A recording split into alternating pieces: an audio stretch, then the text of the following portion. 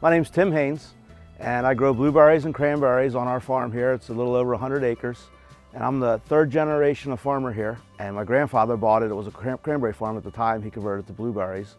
And the history of our family in blueberries goes all the way back to White's Bog, where my great-grandfather was the superintendent of White's Bog when Mrs. White first started growing cultivated blueberries there.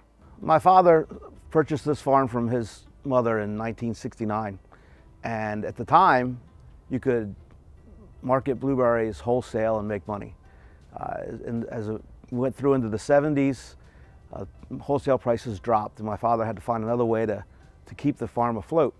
And the best way he knew to do that was to start to sell more himself. He decided to go with pick your own blueberries, and that would cut his labor costs, and he could market directly without paying truckers, marketers, and such.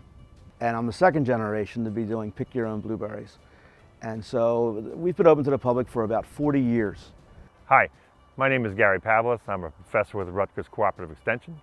I've been working with blueberry growers for 33 years now. I work with all aspects of blueberry production.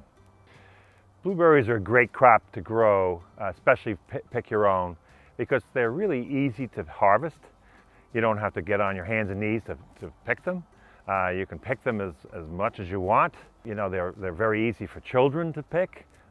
Children love eating them. So, and then they're native to New Jersey, so they're going to grow here very well. Pick your own still only picks about 4 acres of blueberries. If you're going to get into the pick your own blueberry business, you need to understand that they're not going to pick a lot of acreage. And you're going to have a way, either a pick a machine or hand pickers that you hire that are going to keep you caught up and keep everything moving along.